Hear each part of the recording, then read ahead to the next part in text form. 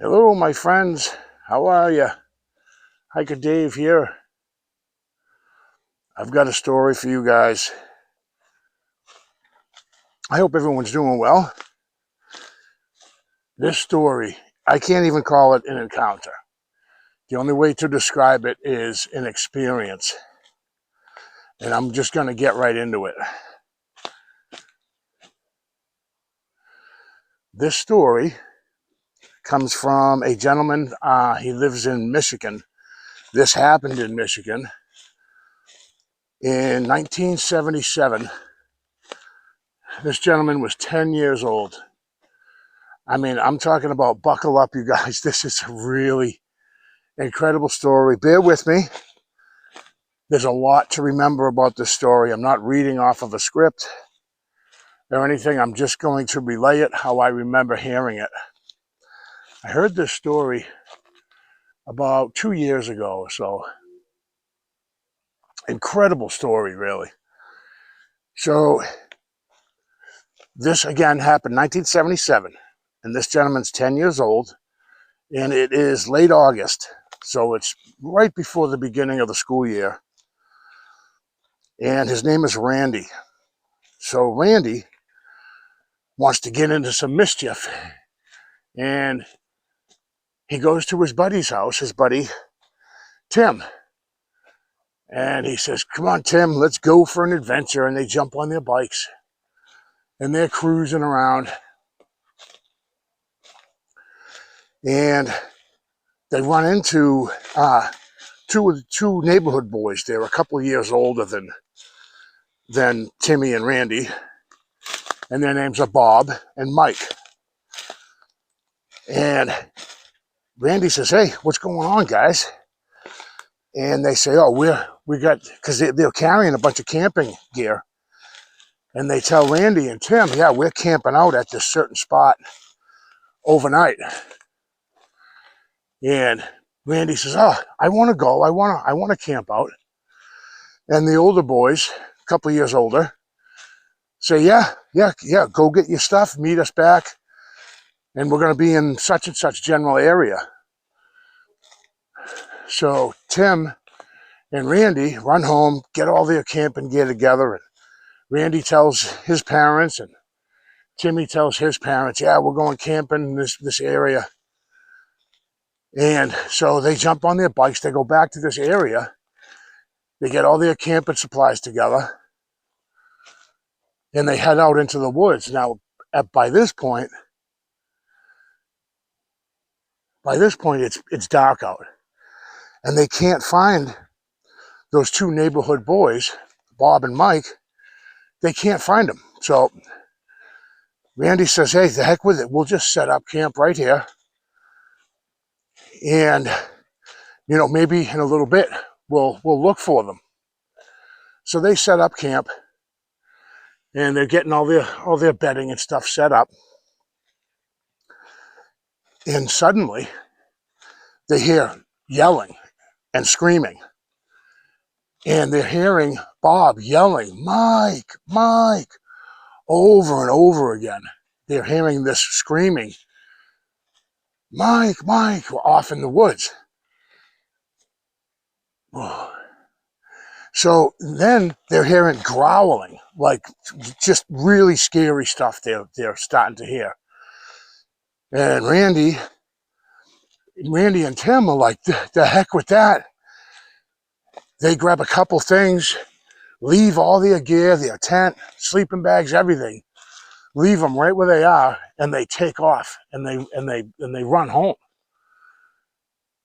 Randy gets home and he's telling his parents, about what happened. We heard screaming and growling, and Randy's dad is kind of giggling. He says, yeah, I didn't think you guys would make it overnight out in the woods.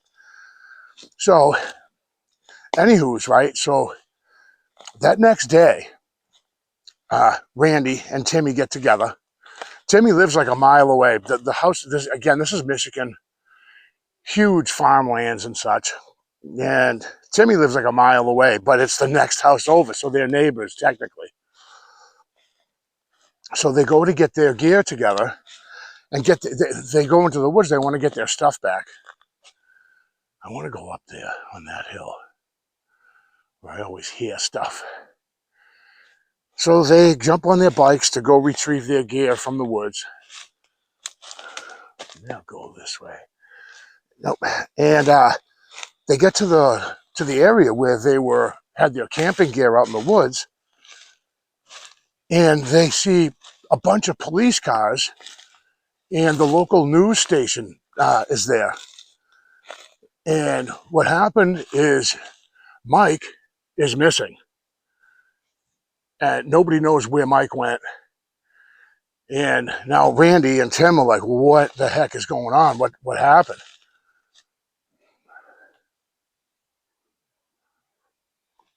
So not a lot is known at the time.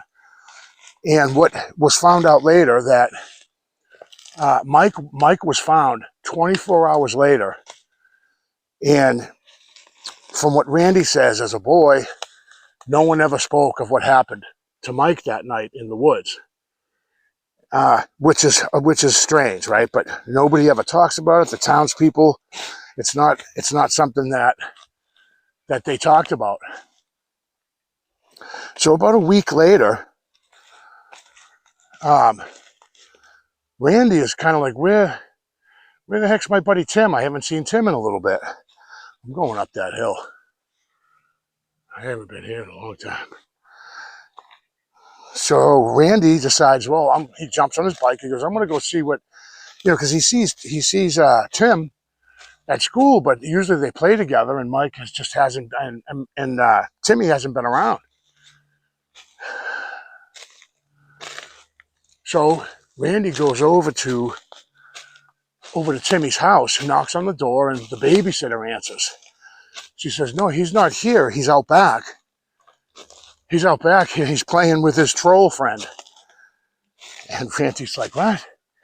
So he goes around the house. He goes out back, and he sees his buddy Tim sitting at the edge of the cornfield, and he's got all kinds of toys around him, Tonka trucks and a ball and a baseball and a mitt. And he goes, what's going on, Tim? What's going on? He goes, oh, there's an orangutan that must have escaped from a zoo or something, but I've been playing with him the past week. But now as Randy is standing there, he can't see him. He's like, come on, dude. I don't know if that's what he said, but that's what I would say. And then suddenly, the orangutan kind of comes up to the forefront to the edge of the cornfield. And he's like, oh my goodness. And Tim goes, his name is Mike. He can say his name. So I call him, me personally, I call him Mike Squatch for the duration of the story, just to make it clear who I'm talking about. So they're sitting there, and he's like watching his buddy Tim interact with this orangutan, Mike Squatch. And every time they say Mike's name, Mike repeats it, the Mike Squatch, and he seems to enjoy it because the kids are all excited. They're like, oh my goodness, he can speak. And then suddenly, Mike Squatch reaches out and he grabs Tim by the arm. And it scared Randy. And Timmy just says to Mike Squatch, hey, stop it out, stop it, cut it out. And it was like, you could tell that Tim and Mike kind of had a rapport with each other, because Mike Squatch let him go. And Randy just can't believe this. He's got a friend, an orangutan friend. So about a week later, Randy, they have multiple barns on the property. And so Randy's is messing around in his barn. He's up in the loft of one of the barns. And he's just fooling around. He's got comic books and stuff up there. And he hears the hatch to the loft opening, and he figures, oh, it must be my dad. He looks over, and it's Mike Squatch. It's from what he knows now, it was a juvenile. Like this juvenile Sasquatch was the same size as Randy, a 10-year-old Randy.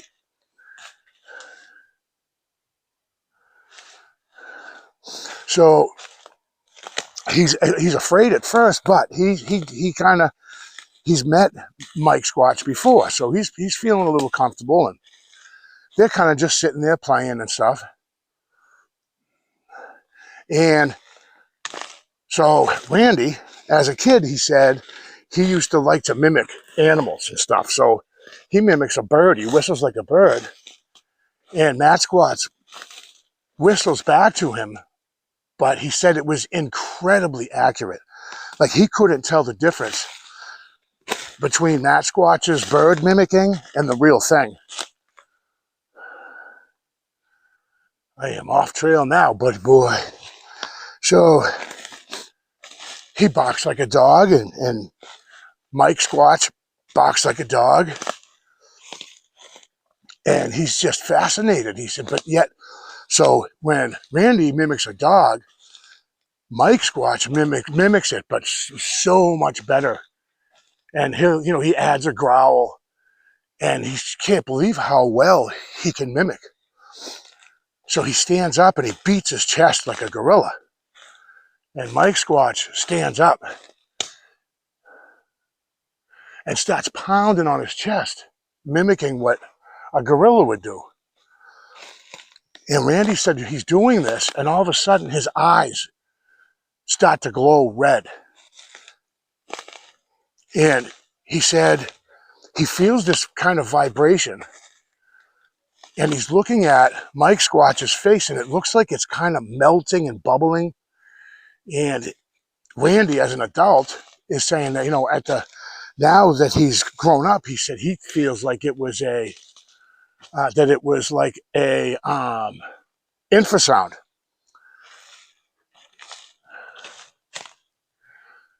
So then Mike Squatch opens his mouth and roars and growls like this animalistic thing. And Randy says when he opened his mouth, these big long fangs came out of his mouth, out of the back of his jaw. It was like it was connected to muscle, and that it would come out when he opened his mouth really wide, and then would retract as he closed his mouth again. And that scared Randy so much that he let out a scream and he was going to run from the barn and get out of the loft. So Mike Squatch grabbed him by the leg and pinned him to the ground and was kind of sitting on top of him. And he hissed in Randy's face. And he said, all of a sudden I felt comfortable. I wasn't scared or anything like that. He said, I suddenly felt okay. And then suddenly he heard the barn loft door squeak, and he looked over. It was Mom Squatch. It was it was Mike Squatch's mom. And he said off behind the mother, he could see the father. We could see the dad Squatch 20, 30 feet away. And the mom looked angry, like, what are you doing playing with this human child? We're not supposed to do that type of thing, right? So the mother grabs onto Mike Squatch and goes to leap out. There's like an opening, an open window on the loft, and she jumps out with Mike Squatch in her arms, but Mike has a hold of Randy's arm, so they all come out together and hit the ground. And he said just when that happened, Randy's father was already running towards the barn. Randy's dad thought that potentially there was a bear attack going on. So when they hit the ground, Mike Squatch just looked like it was very upset or scary looking, right? And he yelled to his dad, "Dad, shoot it, shoot it." He had let go of Randy at the time, and the two grown Sasquatch and the juvenile Mike Squatch were running towards the cornfield. And the dad let a shot off, fired like a warning shot in the air. And when they look back towards the Bigfoot, Mike Squatch is running back towards them. Now, during this whole ruckus, Randy's mom didn't know what was going on. She called the police. I believe even before Randy's dad even went out to the barn, she had called the police. So as this is going on and Mike Squatch is running back towards the barn, one of the police officers pulls his car in front of the opening and blocks Mike Squatch's way into the barn. Now there's a lot of this craziness is going on. Meanwhile, Randy got a big gash on his leg, and what had pulled up was, along with the police officers, was an ambulance. So the police officers, as they're screaming at each other to figure out what to do, Randy, little 10-year-old Randy, is being brought into the ambulance to get stitched up. Now, this is what Randy hears. He hears screaming and yelling, and he hears 2 or 3 more gunshots.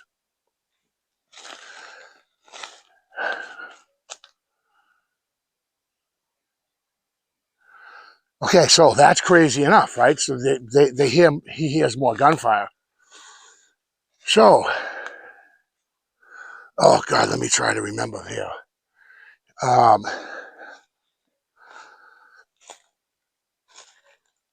Yeah, so now all of the 3 Sasquatch, the 2 adults and the little one, run off into the cornfield. And as he's being stitched up, Randy, off in the distance, like a mile away, he hears 2 gunshots. Like, what in the heck was that? So now Randy's stitched up, and the cops and Randy and his dad take off down towards the neighbor, which is Tim's house, his friend Tim. And they get there. Whoa. I just felt like thumping on the ground. So when they get there, there's Mike Squatch, spread eagle on a picnic table. So whoever fired that shot, unfortunately, it was Mike Squatch laying out on the picnic table.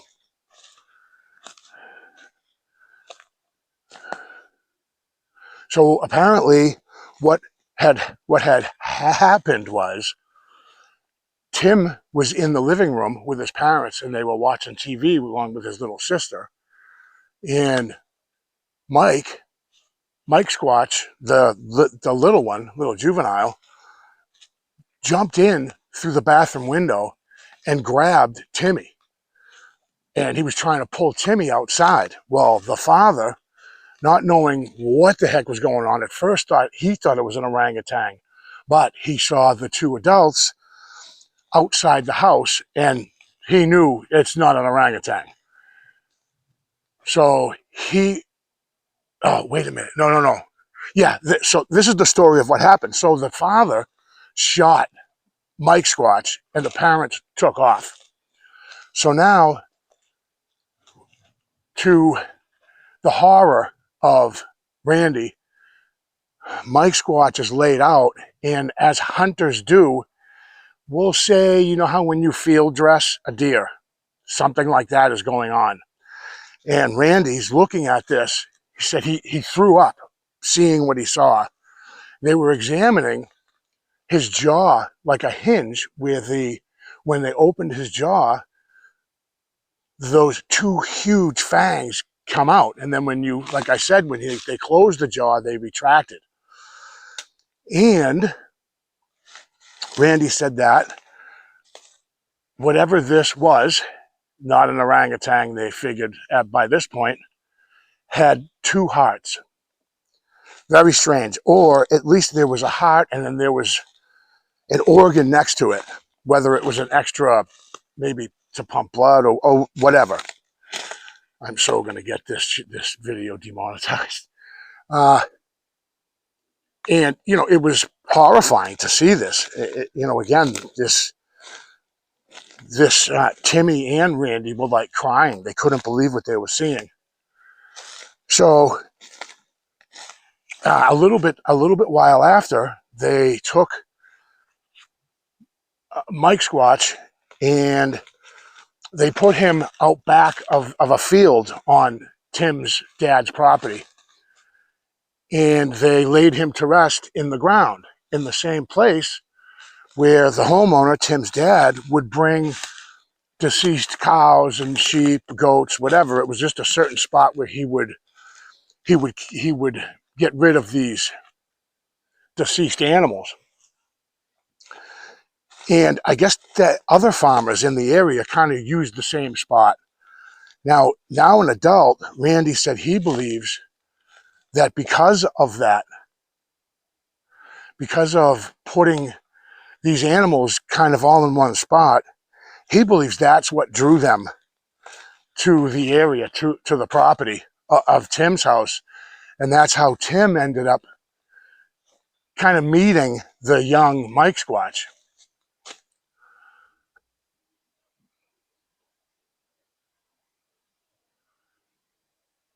It is always so darn quiet here.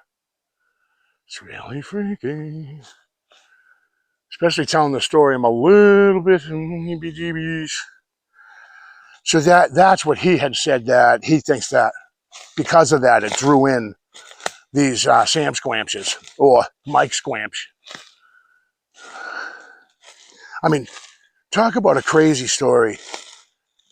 He also was talking about that in the barn, when that first time when Mike Squatch had came up into the loft, he said that he was amazed that Randy put his foot up, like up in the air, and Mike Squatch put his foot against his, and he said he could see like a hinge in Mike Squatch's foot, which we now know as a mid-tarsal break. Crazy, crazy story. So, hold on. There's a little bit more to this story. I wonder who leaned that bad Larry up there. So this story gets a little more strange. Now, that same night when these people showed up, these two carpet vans, like a carpet company, two vans pulled up, and two guys get out of each van. And the military shows up, like the National Guard or whatever. It was military. And they were in the living room of Randy's house. And the parents are arguing with the military. And then these carpet cleaners, what he today said that they were like Men in Black type people, that they were official government people.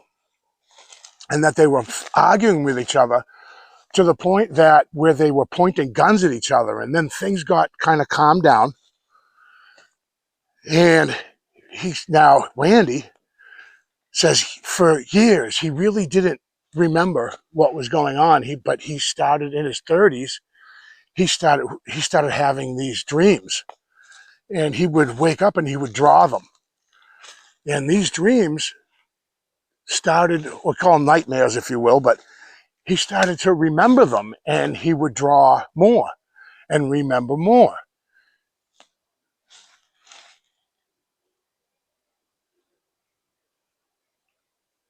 You don't say.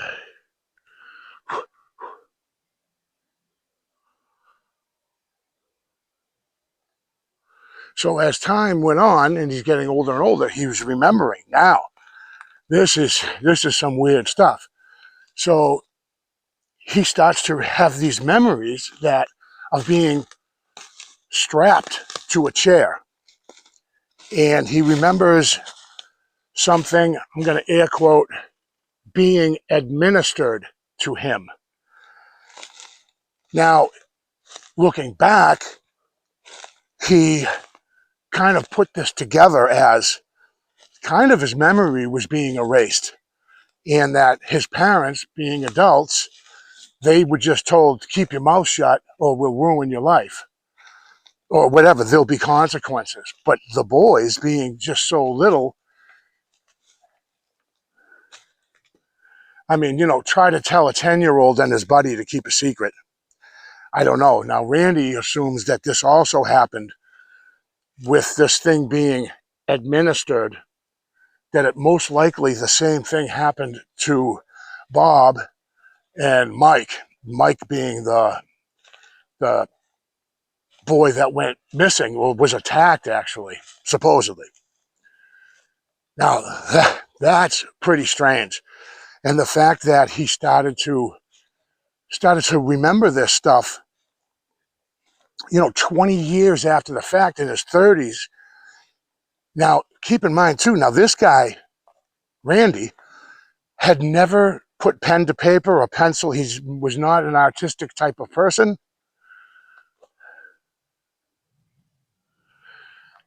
So when he first started to draw, incredibly, he was good at it. And the more he drew, the more he remembered. And I found that incredible. I mean, this entire story is just incredible.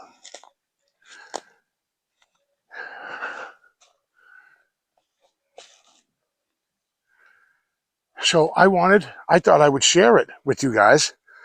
In the description box, I'm going to put down where I found it and how you guys can find it too. And the story is told so much better than I could do it. There's a lot more detail to the story that I'm sure I missed. Again, I'm just going off this retelling of this story by memory. If I sat in front of a laptop and read this story word for word, I'd find that kind of boring, but there would have been a lot more detail on stuff. But nonetheless, there it is, the incredible story of the Michigan cornfield where the escaped orangutan from the circus became friends with Timmy and Randy. And what transpired after that is just amazing. Now, take the story what you will, whether you believe it or not. That's up to you. You guys can comment what you think, or maybe you've heard this story before. Or maybe you're hearing it for the first time. Incredible. Check in the description below the video. And I'm not gonna link anything because I don't know how to do that. But what I'll do is I'll just tell you where I found this story. And you guys can go on and check it out for yourselves.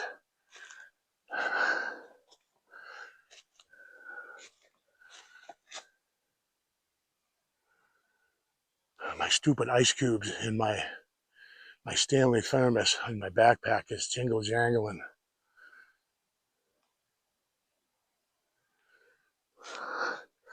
You guys, it's 70 degrees, overcast, no humidity, and absolutely beautiful. Look at that. Oh, what is that? Is that little tiny baby doe idea? Yeah.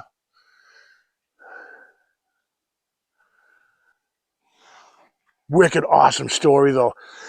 And check it out. And like I said in the description, something was scraping along the ground here. Looks like there's a little game trail there or something.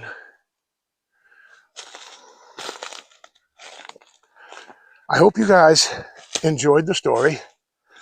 Yeah, something for sure. How dare there be animals in the woods? Whoop. I heard that.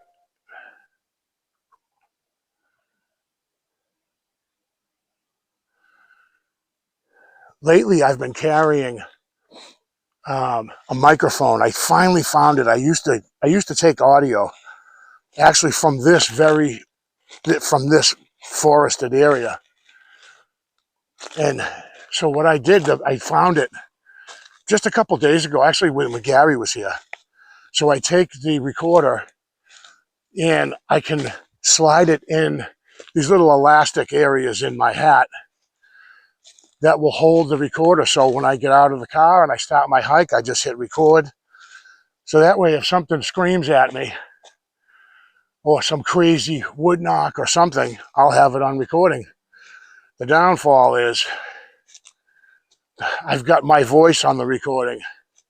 So this whole video has now been recorded. You guys, thank you so much for clicking. I really do appreciate it. I hope everyone's doing well. And I'll definitely see you guys on the next one.